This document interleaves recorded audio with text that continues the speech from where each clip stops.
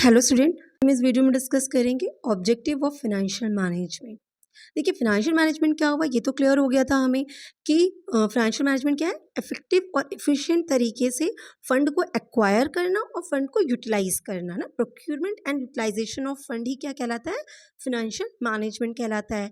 ठीक है, ये तो क्लियर है, ये भी समझ में आ गया कि इफेक्टिव और एफिशिएंट कब कहेंगे भाई, कि हमारी एक्वायर करने की कॉस्ट कम हो, रिस्क कम हो और यूटिलाइज करें हम इस जगह पे जहाँ पे रिटर्न हमें उस कॉस्ट से ज़्यादा मिले, तो ही हम कहेंगे कि भाई सही तरीके से प्रोक्यूरमेंट एंड यूटिलाइजेशन हुआ है। लेकिन ये सब करने के पीछे रीज़न क्या है, हम क्या अचीव करना चाह रहे हैं, ऑब्जेक्टिव क्या है हमारा, तो ये सब करके हम क्या अचीव करेंगे, तो उसी को हम कह रहे हैं कि फाइनेंशियल मैनेजमेंट का जो ऑब्जेक्टिव है, जो हम इस तरह से इफेक्टिव और एफिशिएंटली फंड को यूटिलाइज और प्रोक्योर कर रहे हैं, वो क्यों कर रहे हैं, वो हम इसलिए कर रहे हैं कि जिससे हम क्या कर सकें, कंपनी के जो इक्विटी शेयर्स हैं उनकी करंट प्राइस को मैक्सिमाइज कर सके। Is it clear? क्या बोला हमने, कंपनी की जो शेयर्स हैं, कंपनी के जो इक्विटी शेयर्स हैं, उनकी करंट प्राइस मतलब मार्केट प्राइस को मैक्सिमाइज करें, इंक्रीज कर सके। हम इसीलिए क्या कर रहे हैं, इफेक्टिव और एफिशिएंट तरीके से acquisition and utilisation of fund कर रहे हैं। हम एक्विजिशन यूटिलाइजेशन ऑफ फंड करके ये अचीव करना चाहते हैं, हमारा ऑब्जेक्टिव ये है कि हम अपने कंपनी के इक्विटी शेयर्स की जो मार्केट प्राइस है, मार्केट वैल्यू है, उसको हम मैक्सिमाइज करें। अच्छा, ये करने का क्या मतलब हुआ, इसको हम और क्या कह सकते हैं, इसको हम ये कह सकते हैं कि जो हमारे ओनर है ना, ओनर कौन होते हैं कंपनी के, शेयर होल्डर, तो उनके वेल्थ को मैक्सिमाइज कर सके। सो इसीलिए हम क्या कहते हैं कि फाइनेंशियल मैनेजमेंट का जो प्राइमरी एम या प्राइमरी ऑब्जेक्टिव होता है वो क्या होता है, शेयर होल्डर्स की वेल्थ को मैक्सिमाइज करना, जिसे हम कहते हैं वेल्थ मैक्सिमाइजेशन कॉन्सेप्ट।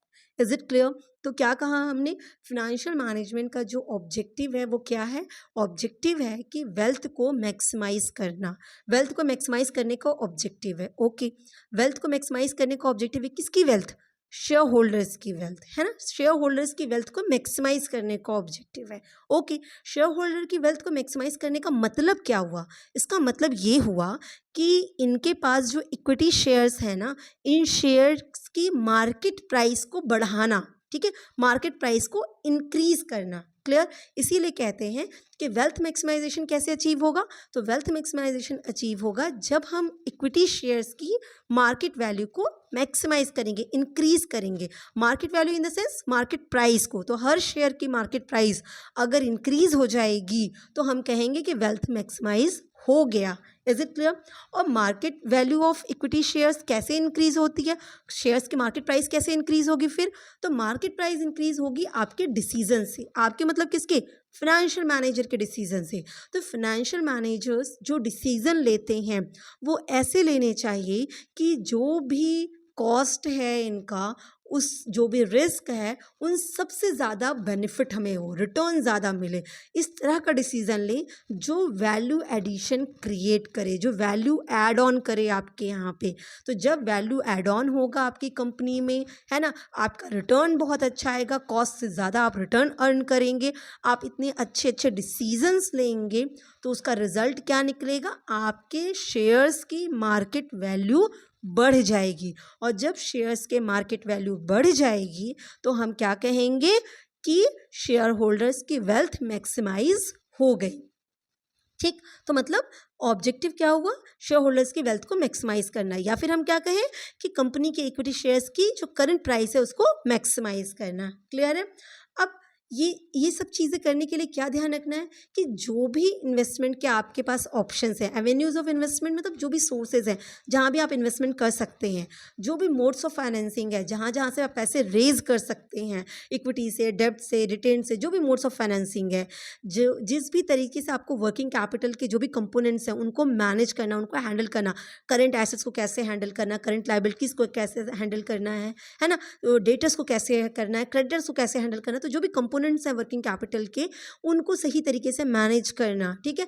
उनको प्रॉपरली आप आइडेंटिफाई करिए और इस तरह से करिए, इन सारे सोर्सेज को देखिए, इन मोड्स ऑफ फाइनेंसिंग को देखिए, इन सारे वर्किंग कैपिटल के कंपोनेंट्स को समझिए, इन सबको इस तरीके से आइडेंटिफाई करके इस तरीके से यूज़ करिए, इस तरीके से इसको करिए कि जिसकी वजह से आपके शेयर्स की प्राइस इंक्रीज़ करे। That's it.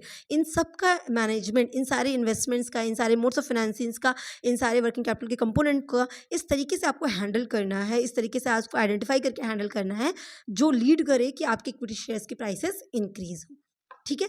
तो एकदम क्लियर कट समझिए फाइनेंशियल मैनेजमेंट का ऑब्जेक्टिव क्या था भाई। फाइनेंशियल मैनेजमेंट का ऑब्जेक्टिव है कि आपको अपने शेयर होल्डर्स की वेल्थ को मैक्सिमाइज करना। जो कंपनी के ओनर हैं, ओनर कौन होता है? Share holder. तो उनकी वेल्थ को मैक्सिमाइज करना। उनकी वेल्थ को मैक्सिमाइज करने का मतलब क्या निकला? उनकी वेल्थ को मैक्सिमाइज करने का मतलब सिंपल सा है कि आपकी कंपनी की जो इक्विटी शेयर्स हैं उनकी मार्केट प्राइस को इंक्रीज करना, ठीक। अच्छा, उनकी मार्केट प्राइस इंक्रीज कैसे होगी?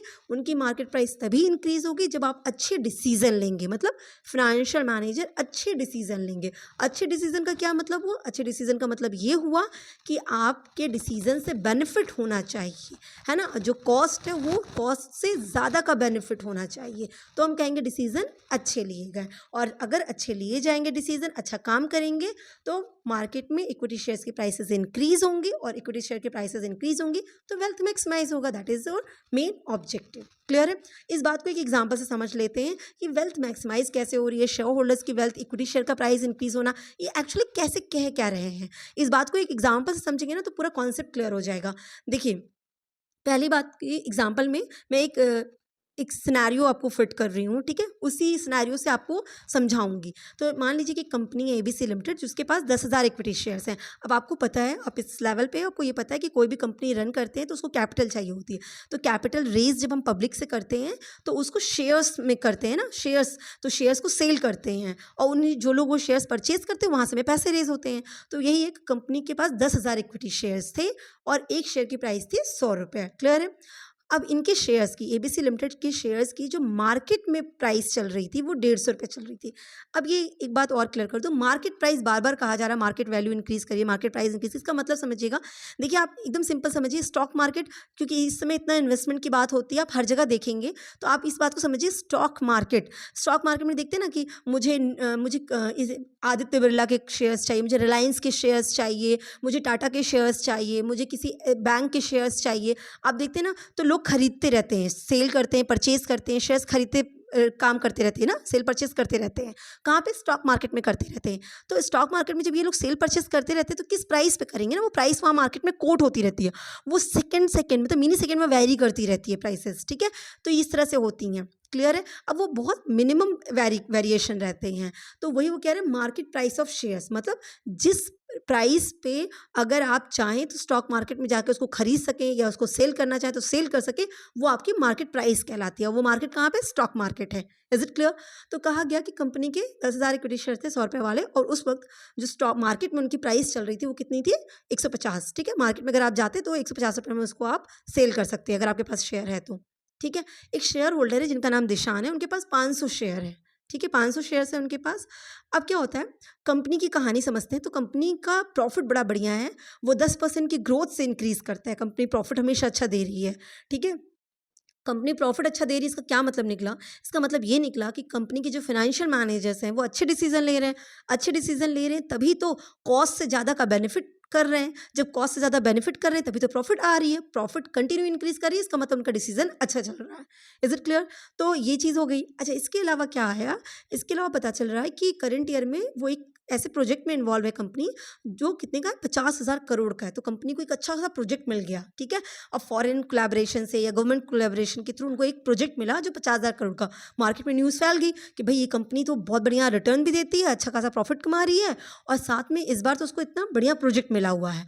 अब इस न्यूज़ से क्या होगा? इस न्यूज़ से मार्केट में जो प्राइसेस थी वो क्या हो जाएंगी? इंक्रीज हो जाती हैं।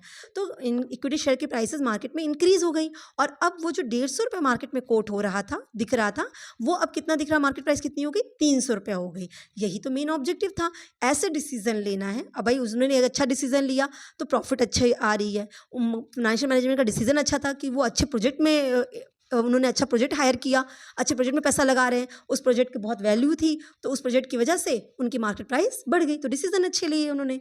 तो अब देखिए शेयर होल्डर्स की वेल्थ मैक्सिमाइज हुई कि नहीं, ये समझिए।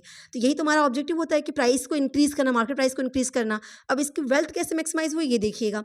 तो शेयर होल्डर दिशान थे, ठीक है, नॉर्मल सिनेरियो में देखिए कि उनके पास 500 शेयर्स थे और मार्केट प्राइस जब नॉर्मली कितनी चल रही थी, 150 रुपया, तो इसका मतलब उनकी वेल्थ कितनी थी, 75,000 रुपये की, ठीक है। 500 मल्टीप्लाई बाई 150 कर देंगे तो कितनी की थी, 75,000 की उनकी वेल्थ थी।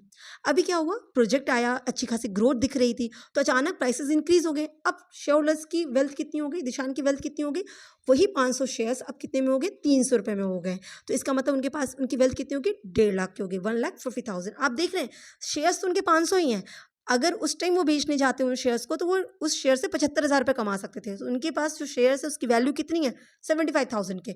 पर अगर शेयर प्राइस इंक्रीज हो गई तो अब वही शेयर 500 ही शेयर उनके पास अभी भी हैं, पर अब वो उससे कितना कमा सकते हैं, 1.5 लाख रुपये कमा सकते हैं। तो शेयर होल्डर्स की वेल्थ मैक्सिमाइज हुई ना।